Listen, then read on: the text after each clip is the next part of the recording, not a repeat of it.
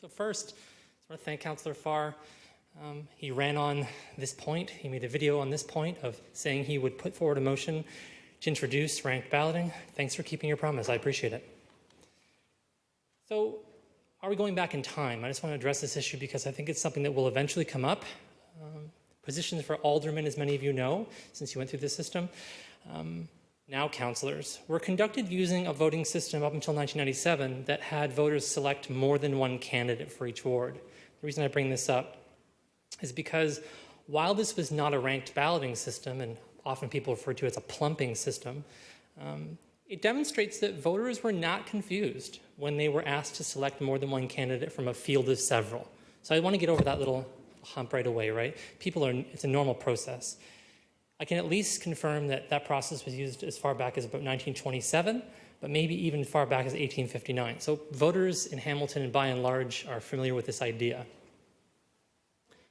When I was doing some research about this and looking at other municipalities and the conversations they had around ranked balloting, one of the things that came up over and over again were concerns about cost. So there'll be costs related to primarily educating the public.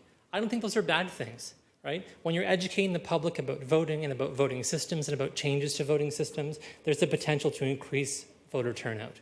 So that goes hand in hand with the efforts that election staff are already undergoing right now about the next election. And a really important point, ranked ballot machines and software have existed for many years, sometimes decades, and are in use in voting for political parties. So major political parties used ranked balloting. Those machines and software already exist. This isn't really that exciting and new, even though London was the first city in Canada to use a ranked balloting process in a municipal election. So it's just about putting an RFP out there to the people that do the election stuff. Also related to cost, and I guess this goes to the Made in Hamilton solution problem that happens from time to time. We can learn from our neighbors, the City of London, about how we might reduce costs when it comes to implementing and running an election like this. So when they were doing this, they heavily relied on Minneapolis, Minnesota, since they'd done ranked balloting, I think it's now 3 or 4 times, through 3 or 4 elections. I want to talk briefly about the staff report and to ask that when you're directing staff to do this report, that you ask them to come back quickly. I find that these deliberations and decisions can take a long time, and there can never be too much lead time for getting a system like this implemented. And I would hate to see it drag on so long that people came back and said, oh, well, we're out of time now to implement it in 2022. Also, I think it's really important that staff not only read the reports and the articles about the City of London, but they actually meet with the staff in the City of London, talk to them about their experiences, so that our reporting on this matter is full, accurate, and thoughtful, and not just coming out of a vacuum of having done it ourselves. So, just to summarize what I'm asking for. This committee and eventually council support this motion and direct staff to study ranked balloting and report back in a timely manner. I'm asking for something like 3 months, which I think is possible, considering that we have a neighboring municipality who's already done this, and having consulted with that municipality. Thank you. Thanks, Cameron. Councillor Clark. Thank you very much. I just have one question, given that elections are probably the most important component of our democratic process. What's your opinion with regards to actually consulting the public on ranked balloting, as opposed to having the 16 people around this table make that decision without consulting them? I think it's important to consult people. There's no harm in having even additional meetings, like I know were held last term of council. There was some meetings held across the road at night. We could have a very extensive public delegation process for this. Nothing wrong with taking maybe a few different meetings to do that. But I think it would be a disservice to hold a referendum, if that's your implication, about this. There's nothing stopping us from implementing this. This isn't wild or new. Maybe London was the first city in Hamilton to do it in the municipal election, but again, this is a voting practice, ranked balloting, that's been used for a really long time. It's been used around the world, and there's nothing that says we can't do that now. Nothing stops us from doing that. It's a decision I think that this council has to make. Expand upon, you said it was a disservice if we did a plebiscite. So you're arguing consult the public, but it seems to be that you're against having a plebiscite where the residents would actually, after being educated about the process, make a decision whether or not they want to do that. Right. I know that I understand your point. What I'm saying is that by having a plebiscite, it puts this off too long. So I think that's more of a concern, right, than having a plebiscite in 2022, for instance, on the ballot saying, would you like ranked balloting, and then waiting until 2026 to get this implemented, right? So that's my concern. Sorry, Mr. Deputy Mayor. A council can hold a plebiscite anytime during their 4-year term. It doesn't have to be at the next election. I understand. I think also that will delay the process, right? I think having a plebiscite will also delay the process. If I thought that council wasn't able to make that decision, or that something was stopping from council making that decision with maybe extra delegations or maybe a special delegation process, I might agree with you. But I think we've seen this work so well in London. We've seen it work in many other institutions for many, many years.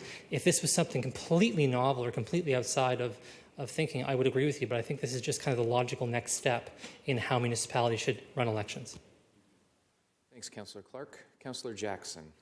Thanks, Mr. Deputy Mayor. Cameron, first of all, I commend you for entering the electoral process last fall. Just a couple of questions. Obviously, you've done a lot of homework on this, so I just sincerely ask a couple of questions.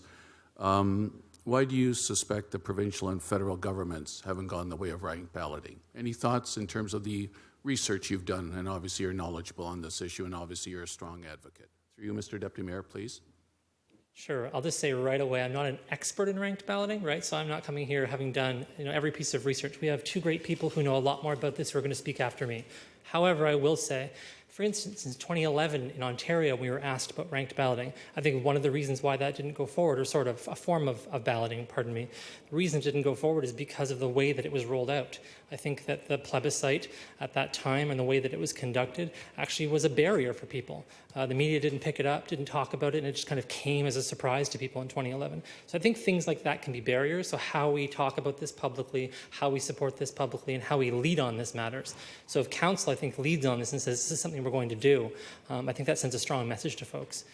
I can't really speak to the political machinations of federal and provincial politics as to why they do and don't do things, to be honest with you. But I think in a municipality, we have an opportunity to do something that really directly impacts the people in our communities. And I think this is a significant way to lift voter turnout and empower people to vote in a process that's fairer and better than the one we have now. Thank you, Cameron. And secondly, Cameron, for those who believe in ranked balloting, so is the intimation that those around this horseshoe table who did not achieve 51% of the eligible voters who actually voted, that there's issues of legitimacy? Mr. Deputy Mayor, through to Cameron for a comment. I wouldn't say it's issues of legitimacy. This has been a voting practice we've had for probably about 20 years in terms of using this one councillor and having them run for the ward. And it's been the same kind of plurality voting that we've been using since Hamilton started. So I don't think it's a matter of legitimacy. I just think that what ranked balloting offers is something fairer and more democratic, right? So I think there's more legitimacy to this. Okay, thanks, Cameron. Appreciate that. Thanks, Mr. Deputy Mayor. Councillor Whitehead. Yeah, so I'm aware that British Columbia went to a plebiscite on ranked balloting, and it was overwhelmingly shot down. So, so I'm trying to understand if you're putting it out to the people and say, here's your opportunity. Some would argue this is what people want. Well, it's pretty clear in British Columbia went to the plebiscite. That was not the case. Can you help me understand what you think took place there? I kind of refer back to my comments about the 2011 situation in Ontario. I'm not sure, for a number of reasons, partly because we have a very traditional voting system, that this is always legible in a plebiscite for people. So does this translate as a legible plebiscite or referendum-based question? The answer is I'm not sure. So some things I think are apt or designed or appropriate for a referendum, and some things I think make it hard or make it illegible for people to understand during a referendum, because sometimes the questions asked in a referendum are very limited. So I'm not sure that when you give people a choice about this and have that conversation in that manner, that it's always going to get the result that you think or that is reasonable. Just like we don't always see the majority of the population coming out to vote in a municipal election. There are different things at hand there. I think that there's enough research and enough evidence for this council to make a decision about this. I really do think that's true. So what's the metrics in the context of, normally when you're demanding something, it is reflected by I wouldn't say overwhelming, but certainly a large population demanding that change. So we already talked about the plebiscite in British Columbia. We've already talked about the federal government didn't implement it, the provincial government didn't implement it. So I'm trying to understand, is it the general population that's demanding this? Who's demanding this? Well, I think that isn't it coming, I guess I'm here demanding it in a way, partly, but I don't think that it's, I'm going to target a group and say these people are demanding this. I think it's something we have to demand of ourselves. It's something that is going to make the process more democratic, fairer, easier, make people feel like their vote counts more, engage more voters. That's something that I'm not here to prove. And I'm not here standing behind certain metrics because I know that there's, again, folks who are much more expert than me that are going to delegate and talk about things that I'm not qualified to talk about. What I am qualified to talk about is voter engagement. I understand that reasonably well. And I know that when people feel that they're able to rank their ballot in this manner, the perception is that they feel like their vote counts more. So that's not just like, I'll leave it at that. So, I appreciate that. The cost, additional cost in London, Ontario, was around $500,000. What was the cost for doing it? Glad you asked that.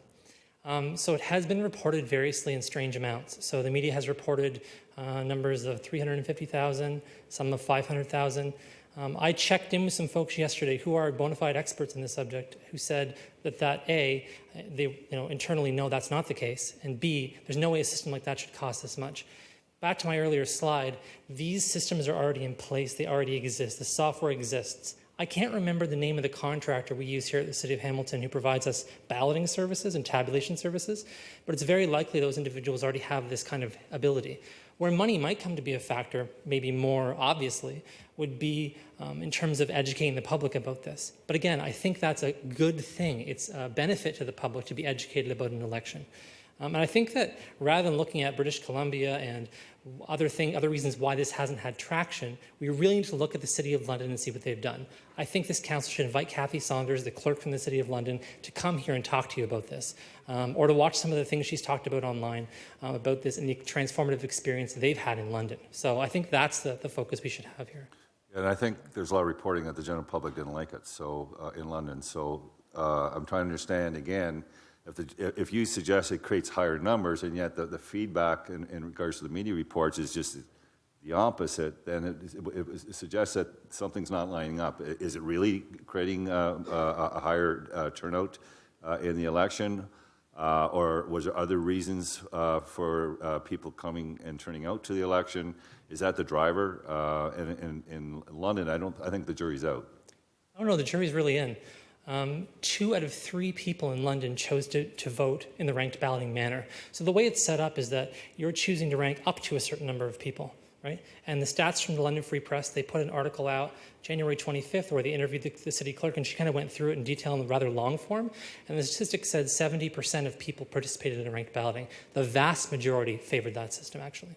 So that has 70% turnout? No, 70% of the people who voted, right, voted in the ranked balloting format, I'm saying, right? Yeah, okay. The whole argument between ranked balloting is it's about driving the number of people that participate in the electoral process to vote. My understanding is that that's not the case in London. Now, I want to make it clear. You're talking about the people that participated, had options. 70% of those that exercised it went to the ranked balloting. Is that correct? Yes. Your comment was. Your comment was about whether or not people overwhelmingly thought it wasn't a good idea or not. The people who went out to vote, right, the voters, overwhelmingly thought it was a good idea.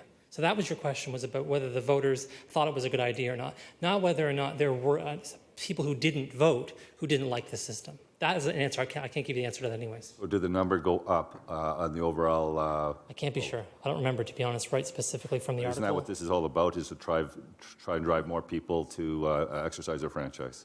As I said before, that's one of the elements, certainly, right? So what 10 reasons why this is a good idea? One of those is that hopefully it will encourage more people to vote. But there are tons of reasons why people don't vote that are independent of this. So I can't really say that, yes, you're going to change the voting system to ranked balloting, and then immediately the number's going to spike. First of all, it's an adoption process, it's a multiple term process, and if you look at what Minneapolis has done, that'll give you much more data.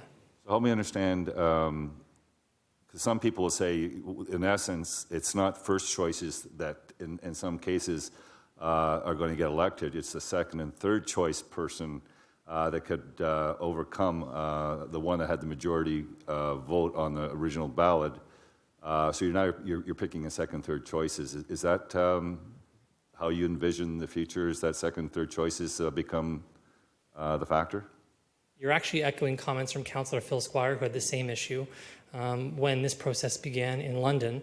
And to be honest with you, it's not about a first and second and third choice in the manner you're suggesting, where like it's presenting more of a mosaic of an understanding of how voters think than it is just by saying, one choice, that's it, that's all I can do. Voters are saying to themselves, perhaps at times, I like this person and I like this person equally, right? We don't get to the insight into someone's mind. They have to make a choice between 1 and 2. And I'm not a social psychologist either, so I can't really get into the understanding of why or why not voters do those kinds of things, and I'm not an expert in that. What I do understand, though, is this system has been proven to do these things, and that's what I'm basing my delegation on. What percentage of the people that participated, you may or may not know this, maybe others can speak to it,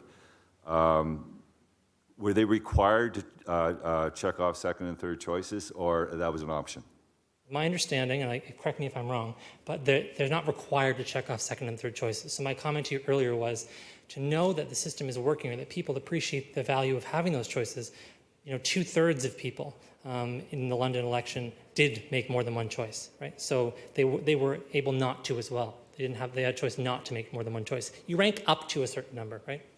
Typically. So you're saying of that 70%, 2/3 of them had more than one choice on the I apologize. No, out of the 100% of people in the City of London who voted, 70% of those individuals chose to use the ranked balloting system, meaning voting for more than one person, and 30% chose not to, of the people who voted. Okay, let's be careful about that. You can actually exercise, I see it in many conventions because that's predominantly the process that they use is ranked balloting, and many people just plump the vote, meaning they're only selecting one person. Even though they're voting on the rank system, they're not exercising their second and third choices on the rank system.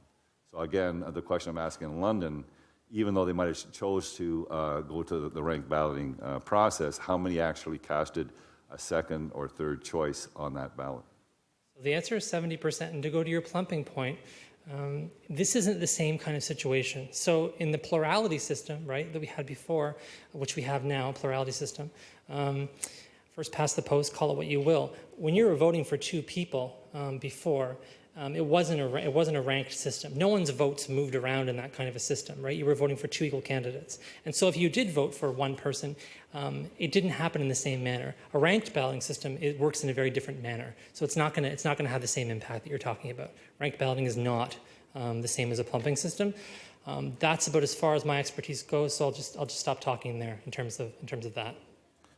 So in a ranked balloting, somebody can get 49% of the vote on the first ballot and lose. I'm not sure what your question is. So on the ranked balloting system, you can have a candidate get 49% of the vote as a first choice. In a ranked balloting system, the person who has the majority of votes wins. And I'm not sure if Nick or Fiona will be explaining how the process exactly works, but you have a couple of different options. I won't get too far into it in terms of how fast or how slow you use the voting process when you're doing it. The clerk in London chose to do it kind of step by step, but basically people who don't have a majority of votes, right, don't have more than 50%, have their votes reallocated, right? So that's sort of the strict. So the basic. If I said to you that the majority of the issues I hear from the community and the voters that I represent, that the issue is not ranked balloting and their ability to exercise their franchise, but it's the fact that we should be making more investment in accessibility issues to ensure that the polling stations are closer to the voter and access to those stations are accessible to people with disabilities. And that's where if you gave them a choice of where to put the investment, that would be the priority. Would you disagree with that? I think that they're both priorities. I also love that you made that point because slowly over time, over the last 100 years, we've really seen a dramatic reduction in the number of polls. So polling locations have basically dropped a little bit or risen here and there, but the number of actually places where you can cast a ballot, official polls, have dropped dramatically in this city. So sure, I think that's a huge issue. And when I come back to talk to this committee about the 2018 election, that's on the top of my agenda to speak to you about making sure there are more polls. But it's not a one or the other, Councillor Whitehead, right? These things both really will have an impact on voter turnout. We just don't want to see a marginal uptick of 5% in voter turnout. We want to see a substantial uptick in voter engagement. You've talked about that here before. Voter engagement's important. And we must do everything we can as a municipality to increase voter engagement, no matter by how little that is. No, I appreciate it. We may agree to disagree on this point. I think there are different priorities, but I think it is a discussion and dialogue that's important to have. So I want to thank you for coming forward. Thank you. Councillor Wilson.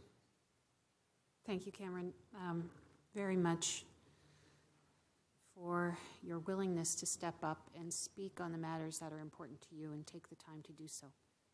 I think you've just answered the question. I think, could you clarify what you're saying is that there are a number of factors that impact the voter participation in a democracy, and that it is the first and foremost duty of the democratic entity to try and do what it can to positively impact the ability of an electorate to participate with their ballot in an election, and that ranked balloting is one of those instruments to try and, over time, not just one singular election, do what it must to try and increase that participation, because the basic purpose of why we're here is to represent. Yes, 100% of what you said. Thank you. Thank you, Councillor. Thanks, Cameron, for coming in again. I need a motion then from committee to receive.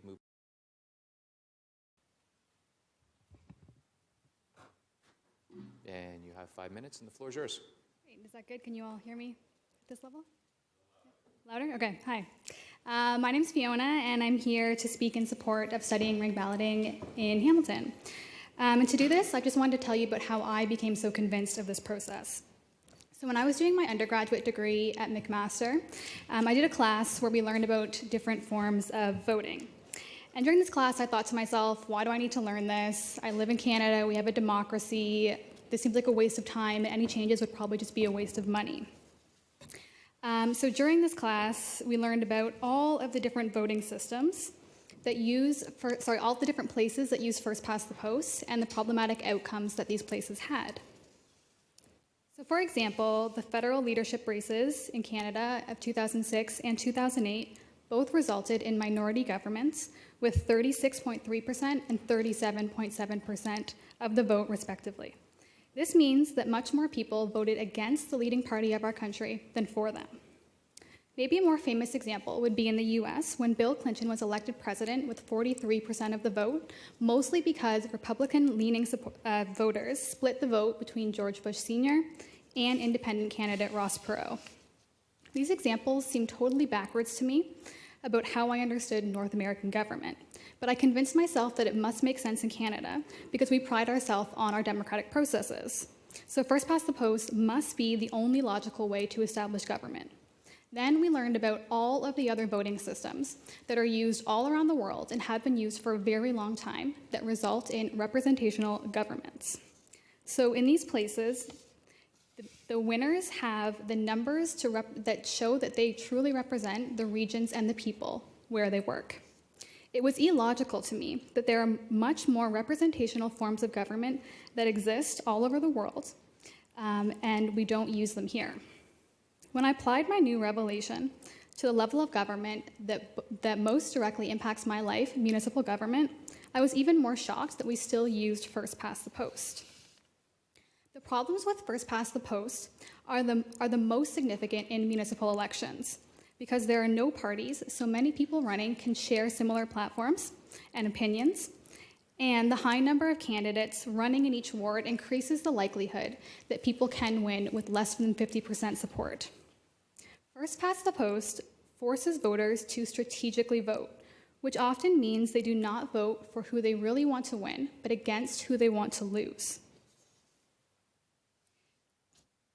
In races where there are more than 2 people running, the results will often be that candidates with similar platforms will split their base of support.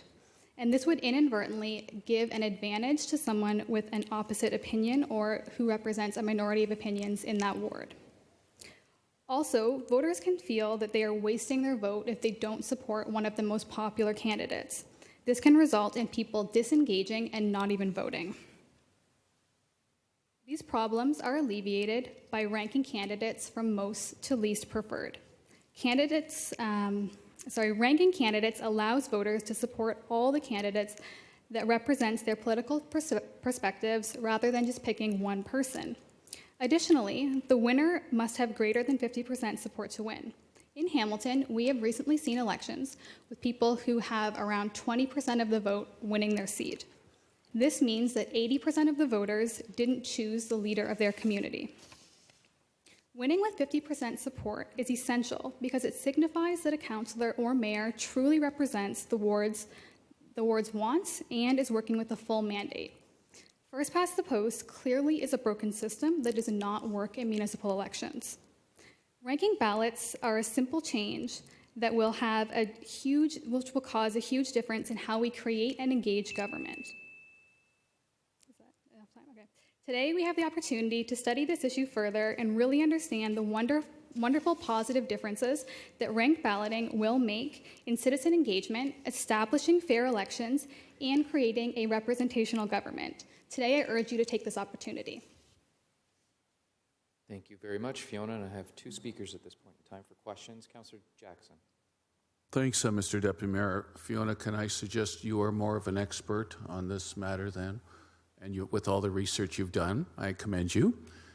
And thanks for reaching out to my office. I gave you a candid response back, but I appreciate you reaching out. So I'll ask you the same 2 questions I asked Mr. Kroetch.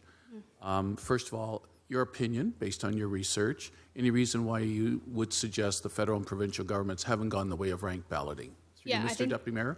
Yeah, that's a great question that I think the thing with ranked balloting, like I said, it works really well in municipal elections. It should also be noted that ranked balloting is used by federal parties to choose their leaders, so it is kind of used there.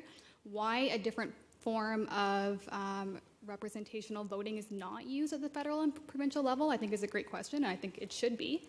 The reason that it's not, it baffles me. I'm sure it baffles lots of people. Okay, thanks, Fiona. And secondly, same question. So, in light of what you have shared, are you suggesting for a number of my colleagues around this table who did not receive 51% of the eligible voters who actually voted, is there a legitimacy issue in terms of their standing? Through you, Mr. Deputy Mayor. No. There's a few reasons why I would say that. One, ranked balloting changes a few things. I think when we think about ranked balloting, we can't just think of a one-to-one change. It really you have to think of it in kind of like a life cycle approach. So it's not just changing the piece of paper that we vote on. It changes how citizens engage with the candidates. It changes who runs. It changes how we vote. Because instead of just picking someone who, okay, so say I really don't like this candidate and this person is running against them and they probably have a better chance, but they don't have a really good chance. So I like this candidate, they don't have a great chance. Person I really don't like, there's another front runner that I kind of agree with more, but I like this person better, I'm going to vote for this person, right? So it changes how I'm going to vote because now I can rank people. So it just changes so many things. You can't really say that so the same results wouldn't happen. They could have happened. I'm not saying that any of you don't deserve your seats. That's definitely not. It doesn't really make sense to ask that when we're voting in 2 different ways. Okay, Fair enough. Thanks for your answers, Fiona. Thanks, Mr. Deputy Mayor. Councillor Farr. Think out loud here and try to bring a little levity to the proceedings here today. Fiona, first and foremost, through you, Chair, I just want to thank you over the years, actually, for your advocacy and your passion and your understanding and your expertise. I was one of the supporters last term of council. We heard that we were attacking the issue a little too late in the term. You and the next delegate engaged with all the candidates in the last election, which was just a few short months ago, and reminded me that if we're going to look at this again, we should do it early. And sure enough, you reached out just as soon as you possibly could following the election.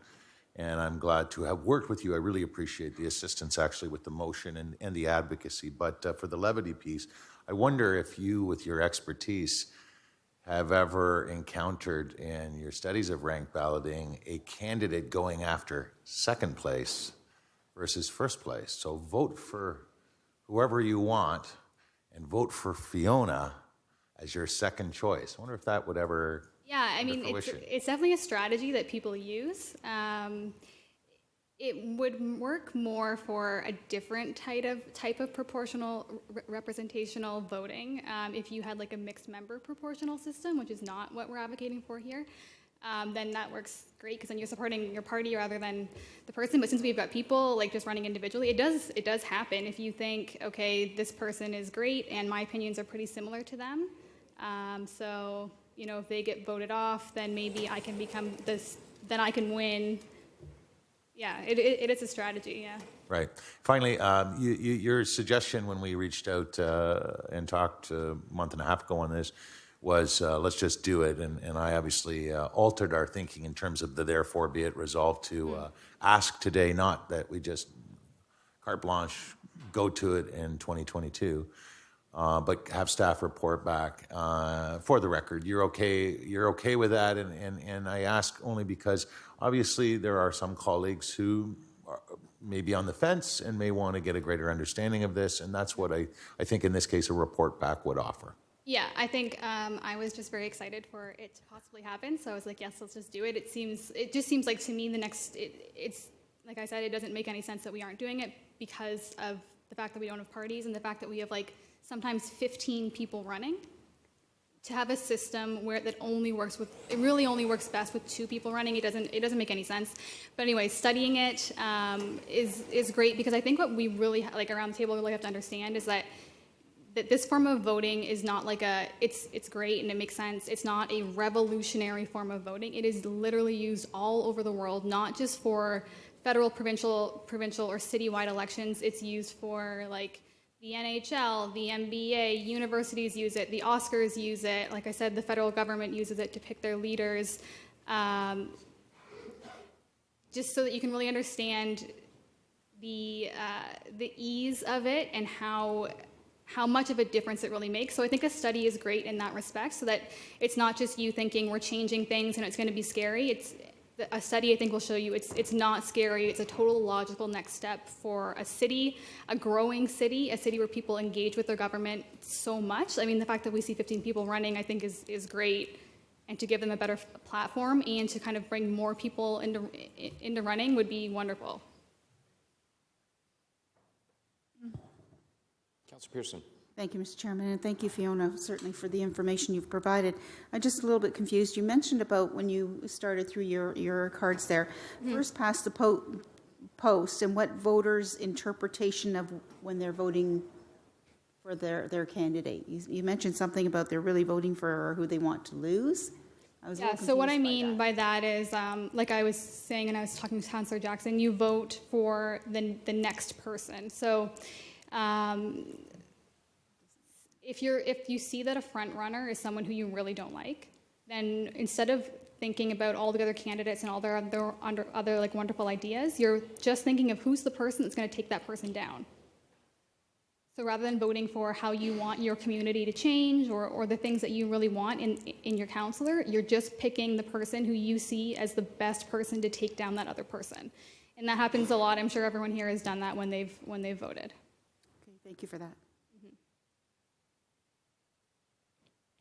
So, Mr. Deputy Mayor, thank you. So in the last election, there were a lot of rolling polls that were being done with the electorate, and I was paying attention to all of them more because I'm a political junkie as opposed to just being a candidate, and ranked balloting didn't even crack the top 10. Mm-hmm. And going door to door, ranked balloting didn't pop up once, candidly, from anyone that I spoke to, and I spoke to a lot of people. Mm-hmm. So am I to take to that from that the electorate isn't interested in ranked balloting? I mean, I watched Prime Minister Justin Trudeau with great fanfare promise to bring in ranked balloting and then reversed it, indicating that they weren't interested. The people, Canada, I'm paraphrasing, sorry, but Canada wasn't interested. So I'm trying to understand and prioritize all of the issues that we have to deal with, whether or not ranked balloting is something that is really on the minds of burning on the electorate, or is it a very small minority that are concerned about it and the rest are oblivious? Yeah, that's a really good question. I think I'll answer it backwards. So federal election was a little bit different. He wasn't talking about ranked balloting per se. He was talking about a different voting system. And what he said was not that people weren't interested, is that we need more time to study it. And that's fair. Ranked balloting was probably their front runner. They never really officially said. At the federal level of government, because we have parties, it's a little bit different, and it does make it more complicated. But going back to ranked balloting in Hamilton, yeah, people, I mean, maybe anecdotally you haven't heard a lot of support. I have heard a lot of support from it. And I think it comes down to kind of the way that you position it. If you say, okay, we've been, like I said in what I was saying, I thought, you know, you hear like, if it ain't broke, don't fix it, right? So we hear status quo. I see, you know, people here that represents the city. We have a democracy. Things flow relatively well. We live in Canada. You know, we don't have like a totalitarian government. So why would I change that?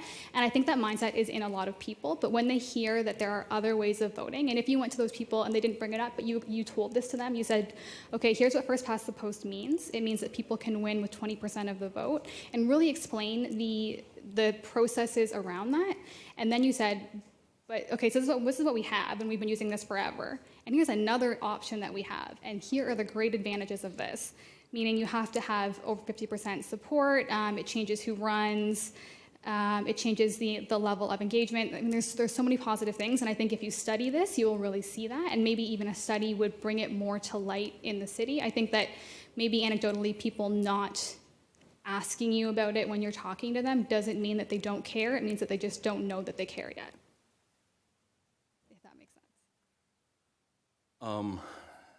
It's something to consider, most definitely.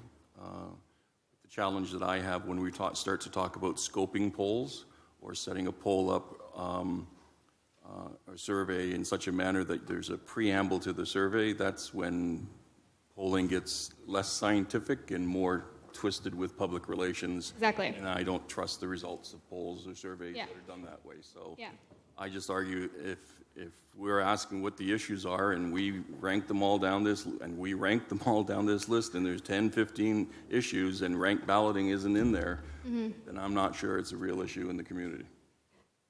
That's my opinion. Yeah, can I respond to that, or is that a question? Yeah, like I said, I think it is an issue. Like, I've heard about it from lots of people, and I think that if we have the choice to study and implement a more democratic, fair system, why wouldn't we? You know, like, it doesn't make sense to me that we're using first past the post when it does not result. It isn't like as fair and democratic a process as rank balloting. So why would we go against that? But Thank you very much, Fiona, for your presentation today and answering those questions. Move to receive that, then move. Nicholas Tsergas.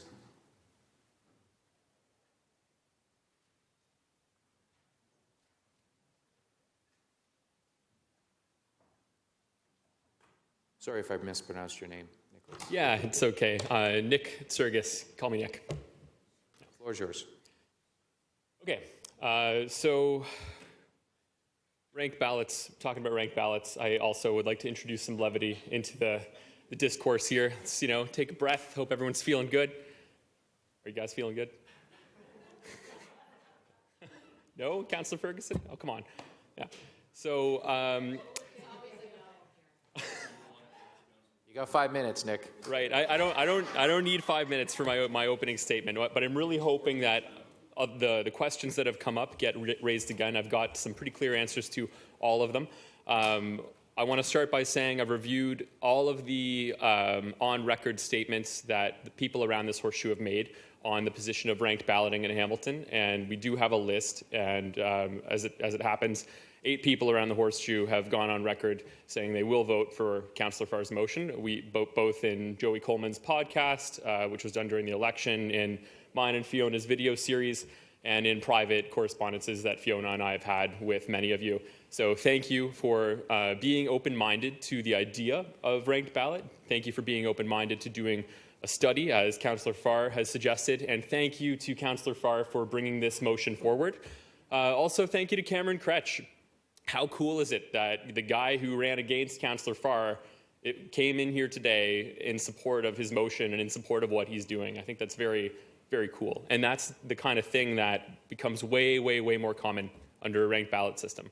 I want to speak briefly as to who I am and why it is that I choose to do this. Why am I here today talking to you guys about ranked ballots? Could be doing other things, right?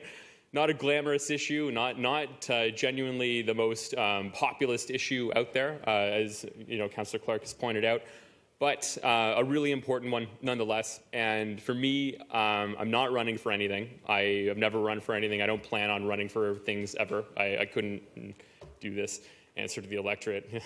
Gross, right? But it's a really important issue. We are living in a time of increased political polarization, increased negativity in politics. It's bleeding through into other aspects of our lives. Everything seems to take on a partisan tinge. And for me, ranked ballots are the antidote to that.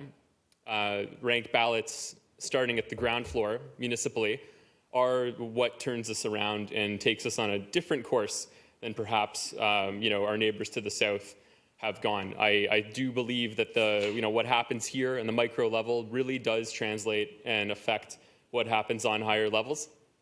I think that fulfilling the legislative mandate that Council has to increase voter engagement and voter turnout is a really admirable one.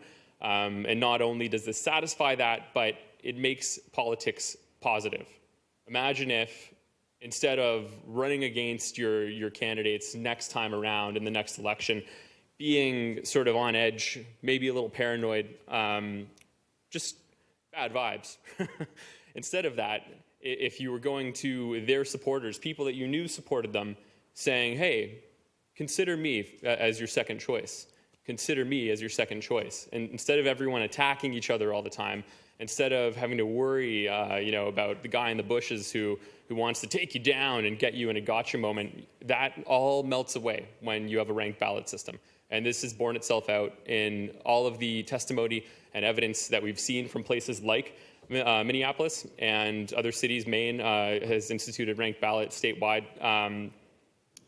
And these are things that if we get a rash of cities across Ontario doing this, which has begun, we've had a couple of referenda, we've got London. If Hamilton also leads this charge, we can probably turn things around within the next 10 years, I would say. It's a long game issue. You know what, I'm just gonna end my prepared statement there, and I kind of threw it out because people talked before me, and let's just talk about the questions you guys have. Thanks, Nick. Councillor Marula, you're first on the list. Thank you, Mr. Chairman. And just, as you know, I'm very supportive of it. And a couple of things come to mind. Primarily, from my perspective, is not only mandate, but also the fact that negative campaigning has become so toxic and so prevalent in everything that we do. And you alluded to that. And when we're dealing with nominations, or when we're dealing with inside baseball, that toxicity and that negativity still exists, but ultimately it's because everyone's within the political arena. The average person, I believe, truly detests negative campaigning. I really believe that. I know the media loves it. They play into it. Social media thrives on it. But the average person, I think, is tired of it. And ranked balloting will, in essence, I think, be a catalyst to eliminating that toxicity. So through you, Mr. Chairman, if you could just elaborate on that notion, because you did reference it, and I think it's probably the foundation of why I support it, over and above the mandate issue. But if you can elaborate on that component, it'd be greatly appreciated. Yeah, it's the big one for me too. There are many good reasons to support ranked balloting, and that's one of the problems with advocating for this issue, which I've been doing for a couple of years on a volunteer basis. You can get bogged down into the weeds of the technicalities of why it's good or why it's helpful, but it misses the overarching point that Councillor Marula just brought up, which is politics is increasingly toxic. We live in a culture, in a society that is actively accelerating that toxicity, and ranked ballots is probably the best antidote to that we have. I did a poll on Twitter as an example. It was just kind of a fun game that I played, where I had 4 options, and it was a simulation of our current electoral system. I told the public, guys, choose an ice cream flavor. And there were 4 flavors, and one of them was Reese's Pieces ice cream. And then I said, 30% of you are allergic to peanuts and will die if Reese's wins. Reese's won. So, a bunch of people died in that hypothetical scenario. Now, ranked ballots, of course, if the stakes were that high, which often they are, magnified through rhetoric to life and death type stakes, through media and through social media, people get really riled up about stuff all the time. And this has consequences on not only engagement, not only turnout, the demoralization of the public from participating in politics, but also mental health. I think that being in politics can be very depressing. I think that's something I would wager most of you have experienced at some point in your lives, I would guess. And again, just a simple consideration of ranked ballots, a really sincere, open-minded consideration of ranked ballots is warranted, because it is the only antidote that we have to that issue. So when we're talking about other reforms to increase voter turnout, I think there would be no better avenue than taking this avenue, and then the positivity which this develops in the process, which might actually engage more people as opposed to alienate them, because people are truly alienated by politics, from national to international to provincial to local. So I think ultimately we know one thing. People have turned off their political antenna. It shows up in all levels of government and voter turnout. This, I think, will play a role in changing the game in the sense that candidates, even though they might be opposed to one another, need to work with one another as opposed to against one another in order to succeed electorally. So as a result, over and above the mandate issue, which I believe is also an important factor, that to me is the thrust of why I'm supporting it. So I appreciate your time. Councillor Nan. Thank you, through the chair. Thanks, Nick, for coming down. Apologies to last delegate. I had to go take care of some business. I missed your delegation, but did catch it in the back room. I have a quick question. So the other conversation that we're hearing about today, both of the conversations from other delegates, have been speaking to our capacity as a governing body to address our most marginalized and also do our best in terms of inclusive excellence. And I'm curious from you, Nick, any thoughts about how ranked balloting helps diversify our governing bodies? Big time. So not only is it a common sense reform in all of the ways that you've heard about today, Fiona alluded to it, the previous delegate, it changes not only how candidates engage with voters, how candidates engage with candidates, how voters engage with the voting system, but also changes who runs. And we've seen that in London. You've got a woman who's a person of color from a marginalized community who did win a council seat. She's a first-term councillor in London with this ranked ballot election that they've just had, and she has said, I would not have run in our conventional electoral system. The only reason I chose to run was because ranked ballots were a thing. And that's a pattern that has been repeated. It's emerged in the states, in some of the states that have instituted ranked ballot over the last 10 years. You've had people from marginalized communities various marginalized communities stepping in to run and sometimes winning. So if satisfying the mandate of diversity and inclusion, working through that lens is a priority for council, looking at ranked ballots could be a good solution there as well. Awesome. Thank you. Thank you. Just to follow up on that one, if I can, through the chair, I've been speaking with people around ranked balloting in the past and used it in an organization that that I was a board member of as a way of testing and having lived experience with ranked balloting, and the results were phenomenal. But what also we saw was that people who otherwise would have felt that they had to listen to voices that told them to step aside, or it's not your time, let those of us with years of experience in governance take care of this, that it allowed candidates to put their names forward and challenge what otherwise can become part of that negative status quo for the sake of status quo, we don't want change for the sake of change kind of narrative that otherwise keeps people who are very experienced, very exceptional, and very dedicated to why they put their name forward in the first place.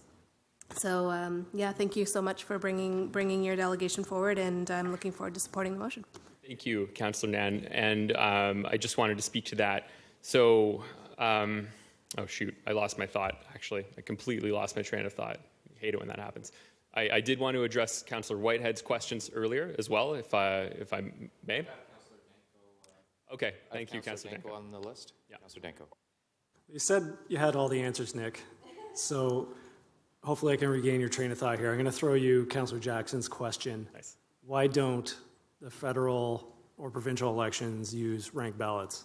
Right, so they were moving that way, and I guess this does sort of address one of the questions that came up earlier. I think it was Councillor Clark who brought up the idea of having a plebiscite. We've had one, in essence. If you look at the results of the 2015 federal election, overwhelmingly people across Hamilton and all ridings voted for a combination of parties that had electoral reform as central pieces of their platform. It ranged from above 65% to, on the top end, 80% of people across Hamilton in the various ridings voted for parties very loudly espousing electoral reform. The Liberals, when they ran, when Justin Trudeau, said his famous, "This will be the last election under," he wasn't specifically talking about ranked ballot. He just said electoral reform. That was their phrasing. When the consultations happened, and I was paying attention at the time closely, so I was a little bit on the inside, the solution they did suggest was ranked balloting, and it was the only one for the Liberals. They said it's got to be ranked ballots or nothing. And what happened was the other parties, the Conservatives and the NDP and the Greens, sort of banded together and said no to that because the Conservatives didn't want any reform, and the Greens and the NDP specifically wanted their reform, which is proportional representation, which is a very different type of reform. And I like it personally. I'm not really here to talk about proportional rep, but I will tell you that the people who've criticized it in the BC referendum, Councillor Whitehead, which was not on ranked ballot but on proportional representation, this very different system, the people who are critics of proportional rep say that it's too partisan of a reform. It tilts the chessboard in favor of the Greens and the NDP, whereas ranked ballot doesn't do that. Ranked ballot benefits everyone, especially the voter. It also benefits everyone in an elected position because they're no longer subject to the constant negativity of political culture as well. Thank you, Nick.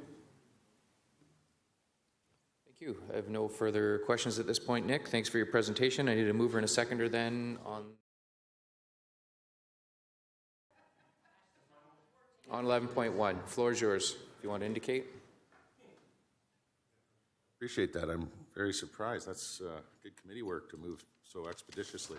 So it's before, I'm just going to read the motion. I think the delegates were only a few minutes ago, and I want to just say off the bat, I appreciate those delegations. They were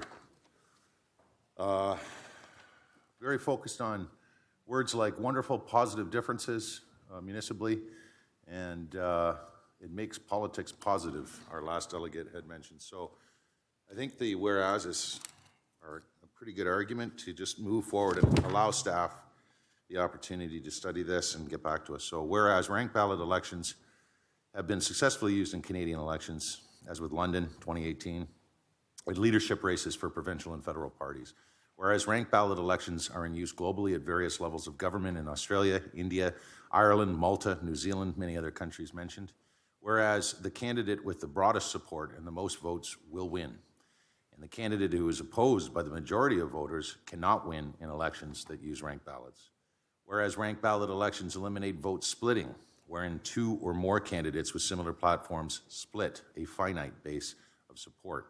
With ranked ballot elections, voters are able to vote for who they want to win rather than voting strategically against who they want to lose. Whereas the ranking of candidates on the ballot ensures that votes are not wasted. Rather, if the voter's first choice is eliminated, their vote will transfer to their second choice and so on until a winner is selected. Pretty simple. Whereas a study done in Portland, Oregon, after implementation of ranked ballots in 2011 found that voters were not confused by a ranked ballot. 94% of voters said that they fully understood the ballot design and instructions attached here too. So therefore, the appropriate city staff report back to General Issues Committee on the feasibility of adopting ranked ballots, including all associated costs for future Hamilton municipal elections beginning in 2022. And if I may make my own friendly, that report back into Cameron's delegation be done in a fashion that allows committee and council optimum time to deliberate on the matter, and so that it's not skewed in the event we choose ranked balloting for 2022. So I don't want to put a time frame on it, but I think 3 months was suggested, but I'm certain staff will report back in an expeditious fashion. I'm going to leave it at that. I thought the delegates did a good job. It was only a moment ago. They're still here, and I appreciate having the opportunity to move this. And seconded by Councillor Nan. Reisenberger. Thank you, Mr. Chair, and thank you, Councillor Farr, for bringing this forward, and to the delegates for raising this. And I just want to check with clerks in terms of timing. I think we've got plenty of time to sort this through, but you know, the requirement is, as I recall it through to Madam Clerk, or Janet Pilon, I think maybe more appropriately, our acting city clerk, what the requirement is in terms of timelines for this to be enacted prior to the next election. I'm thinking at about a year ahead of time, but Janet, can you just clarify that for us, please? Yes, I believe it has to be in place at least a year prior to the election. Right. Okay, so we have plenty of time, and I think that's, I'm sure the staff will come back in a timely way to bring a report. And I think it's an area of, voting category that needs to be understood better. So having all the information available, especially for the new members that are here, to kind of give them the snapshot that we might have looked at last time that wasn't approved, but I certainly thought had merit. And I still do, and I'm hoping that we can get a kind of a broader report brought back here so that we can understand how it works, what the impacts might be, and whether or not we should, as a council, employ that going forward. I'm supportive. I think the report's the right way to go, and I appreciate Councillor Farr bringing it forward. You know, any opportunity for us to improve electoral participation is something that I think we need to continue to pursue. To be fair, as I understand it, even in London, it didn't really have a major impact in terms of participation, although it did have an impact on some of the votes, so it wasn't really dramatic change.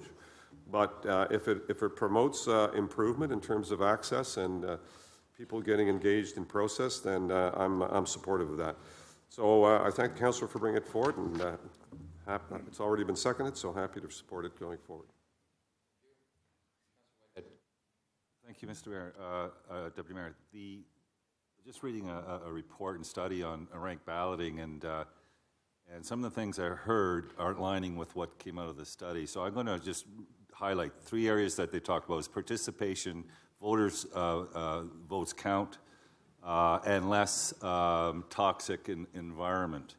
Were sort of 3 areas that were identified through this process. And so the Democrat said regularly falls short of yes on 5 headline goals, which I've named 3 of them. In 2014 paper in the Journal of Electoral Studies, political scientist Craig Burnett and Vladimir Kogan analyzed 600,000 votes cast using the ranked balloting in 4 local elections in California and Washington. In none of the 4 did the winner receive a majority of votes cast. This is important because this goes and speaks to what's called voter exhaustion. Voter exhaustion is basically when people fall off the ballot, their votes are going off the ballot too. So those people aren't involved and those voters aren't involved in the decision. Up to 27%, according to the study, which is fairly significant, votes don't count in the awarding of a winner. They give an example in Australia, for example, where the party actually had a lower majority vote and still succeeded. And again, because of ranked balloting, I think they came in at 33%, and the second party came in at 44%, yet the other party succeeded because the ranked balloting and the voter exhaustion was part of the formula. They also talked about the Crow election and said those that suggest it's less toxic. In fact, they give many examples where it becomes even more toxic because there's what you call ganging up and third party and all that kind of stuff gets involved in these processes, and they haven't been able to demonstrate that it creates a less toxic environment. I would suggest, Mr. Chair, that we hopefully look at these studies. That this was from it's called Democracy, but it does a pretty extensive research on those 5 tests, and those 5 tests are failing. So those are my concerns. When people's votes actually fall off and they're not counted in deciding the actual winner, up to 27%, to me that's not encouraging for voters to come out and vote if their vote's not going to count. So in that regard, I have some real concerns. Going forward with the study, I have no problem with it. I think that's foremost. We need to research. We need to better understand it. And then we'll have an informed debate when it comes back. Thank you. Councillor Jackson. Thanks, Mr. Deputy Mayor. A question to staff, either the acting clerk, Pilon, or the acting manager in the elections office, Christopher Newman. And I'm just asking factually, London has been referenced. So is what I've heard and learned about the London example, is it accurate? And if it's not, please correct me. Is it accurate to say it was more costly and the results took longer than it would have under what we have with our electronic ballot, our electronic system and the first past the post? So, Mr. Deputy Mayor, through to either Janet or Chris, was the London experiment, was it more costly, and or also the results took longer? Please. Through the chair, the best way to answer those questions is in the affirmative for both. We don't have exact numbers yet. A lot of municipalities are eagerly awaiting London's report that's supposed to come forward in the near future to their council. And that's where we stand on that. Thank you, Christopher. Appreciate that. Obviously, if this study, if this motion, which I'm not supporting, by the way, I'll say right now I'm not supporting this. I'll outline my reasons in a couple of minutes. But is this obviously then, Christopher, is this going to be acquiring staff time within the elections office? And do you have the resources in-house, whatever amount of time it may take, months, weeks, a year, 2, whatever? Do you have the resources in-house? Will you possibly needing outside resources? Maybe just give me a little handle on that if you can, Mr. Deputy Mayor, through you. In order just to repair the report, I believe we'd be able to do that within our current complement. Anything outside of that, we'd probably have to engage in the conversation in which you're alluding to. Okay, Christopher, thank you. So, Mr. Deputy Mayor, yeah, I'm not supporting this. First past the post, and ironically, for those who are strong advocates for ranked balloting, some people, in very few numbers, who have spoken to me about encouraging me to support ranked balloting have actually said, and I say this very much with honor and humbleness in my voice, that they've said to me, Councillor Jackson, I mean, obviously with the numbers that you were honored to receive last fall, you know, it'd be a simple decision to support ranked balloting for other parts of the city, if you will. But for me, on a principle, Mr. Deputy Mayor, I'm saying sincerely, first past the post is simpler. It's going to be less costly, quicker results. Usually by the end of Monday evening, within 2, 3, 4 hours at the latest, all the results were in. I think our taxpayers would rather have our resources and money spent in other areas. I am all for, I'm going to repeat, I am all for correcting current deficiencies, which in the large part rests with the Municipal Property Assessment Corporation. I'm still looking forward to that presentation and that conversation here with the MPAC reps. I would also say that polling stations, I'm all for increasing the number of polling stations for 2022, whoever's here, especially in the area for college and university students that are of age and are eligible to vote here, and for seniors as well, many that otherwise could not get out on an inclement day to vote if it meant that they were potentially jeopardizing their safety. And I'm strongly suggesting more opportunities for seniors with greater number of polling stations for special events, days, et cetera, where maybe within their apartments or a nearby church, whatever it might be, around the corner, to provide those greater opportunities. I'm all for that.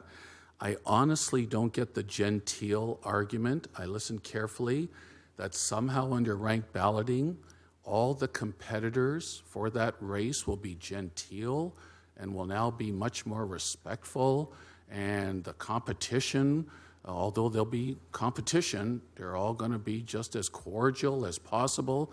I'm sorry for being a little cheeky about that, but I'm having a difficult time understanding that argument.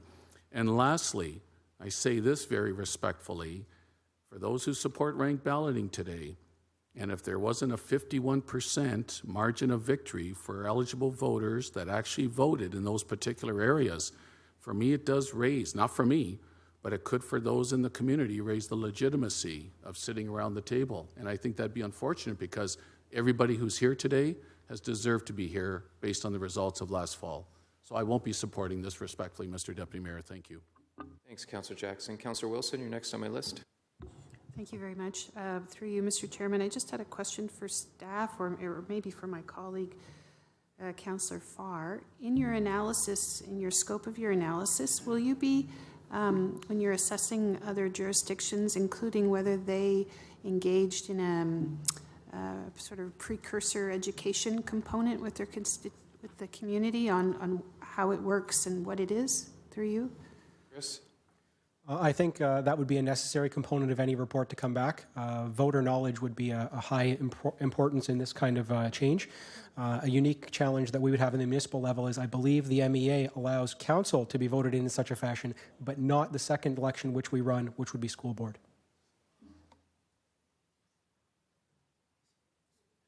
Okay.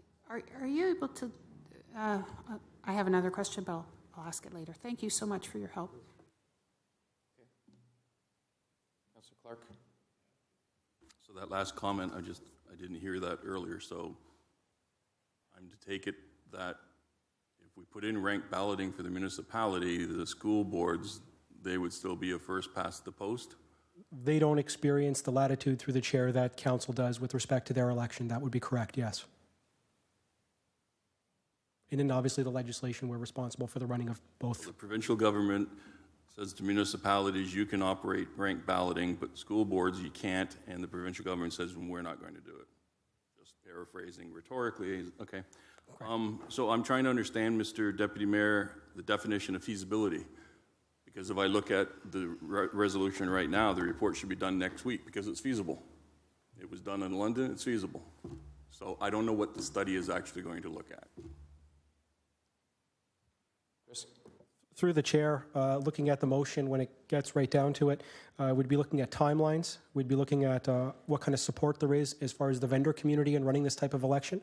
Although there is such more common in the United States, not all those companies choose to partake in supporting Canadian elections. Also in the RFP process, anecdotally, and I'm interested to see with London, issues with validation of results. So that's something that'll be taken into consideration. The fact that we'll be running 2 elections under 2 separate sets of rules. And then a communications program to be developed here in-house and costs associated with and timelines as well to make sure voter engagement is taking place in due time to address the issues brought up previously that are for public consumption. So the school board vote, how was it conducted in the last municipal election? It was in the same computer system as what we were doing for the City Hall? Yes, correct. So it would be on the same paper ballot. We have a number of different ballot faces for the election, as I'm sure you're aware. It would just be whether we have to go to a 2 separate ballot system. Again, that would be more for the vendor community for me to engage with and how it's dealt with in communities. London would be the most specific example, and I'd have to find out who exactly their provider was and understand how they went about that process. And would there be any public consultation in your process? That would be for the future report to come back with respect to what our obligations are under the MEA, what our level of comfort is at the council level here, and what form of engagement we'd like to see take place, or you would like to see take place. Is there a requirement under the Act for public consultation before adopting ranked balloting? This is an area of the Act I'm more new with in comparison to where this motion's coming from. I do believe there is such provision that we have to have some form of public consultation. Whether it be binding or not, I couldn't tell you off the top of my head, but I will get back to you on that. So would it be fair to state up front or make it a condition that there'd be a 30-day written comment period once the report is made public? I would think that would be a fair provision, but that's, again, not, I understand that's up to the mover of the motion. Thank you. Councillor Danko. Thank you, Mr. Chair. I'll try to be brief here. I think I have a bit of a unique perspective on this particular issue. Looking back to the 2016 election with 22 candidates, I think I would have benefited from a ranked balloting system. So the assumption is probably that I would, inherently support a ranked ballot. Looking back at that time, even through that experience, it made me uncomfortable thinking that another electoral system could have changed the outcome of the election. And I don't know if that's just my inherent bias of growing up with a first past the post or what, but it's difficult for people to grasp that a different electoral system could change the outcome. Moving ahead to 2018, winning with just under 50% of the popular vote, first past the post looks pretty darn good. Having said that, I don't think there's any difficulty or any issue in getting more information. So I certainly support getting all the facts and finding out a little bit more about what the experience was in London and how that could be translated. So definitely support the motion. Thank you. Thank you. Councillor Nan. Thank you through the chair, losing my voice.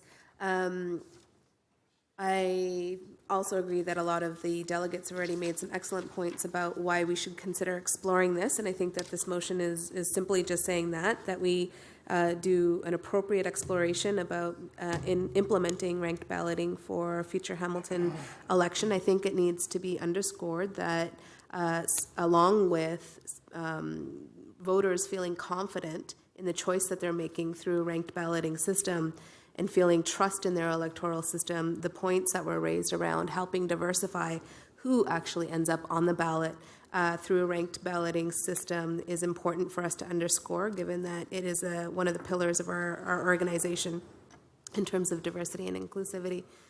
And I believe that ranked balloting will help increase voter engagement, and over time I would love to see it actually impact voter participation in the city as well. So I'm in favor of this and looking forward to seeing more of the data from our city staff in order to make the most informed decision moving forward. Thank you.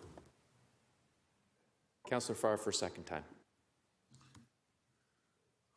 Thank you. So I'm willing to amend the therefore be it resolved to answer to Councillor Brad Clark's comment on the 30-day commenting period. And if the clerk wants to word that appropriately, that's fine. That the report back and contemplate or include a 30-day commenting period, public commenting period. In addition to that, I would probably like to ask that we also, the report back include an assessment from the London report, which is imminent, as Chris has noted.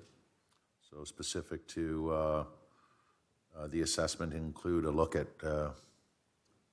London example once their report comes forward. And I think Councillor Wilson's question was answered, but I thought maybe she was focusing more on a public consult prior to the staff report, so I'll maybe just look for a nod. Am I correct in that, or were you satisfied with your answer? She was satisfied with the answer. Okay, so that's fine. And if the clerk could note those two amendments, I'm good there. Madam Clerk, would you like to formalize that, or are you taking that as an amendment without a vote on it? I'll take it as an amendment. An official amendment? Or are you just going to? I'll take it because it's the mover. Did you accept it as a friendly amendment for both? Yeah. Okay, that's fine. I just wanted to be clear. So we've heard now the amended motion. All those in favor, please indicate.